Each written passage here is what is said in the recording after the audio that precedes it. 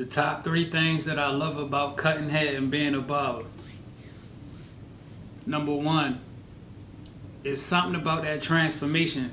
I love that transformation from when a person first walk in your shop to when they leaving.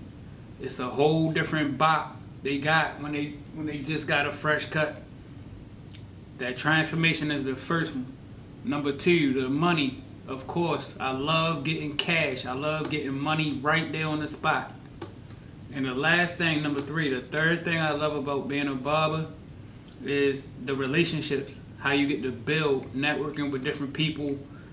It really helps you to just snowball and become more successful and build your clientele. There you have it, the top three things that I love about being a barber. Boom.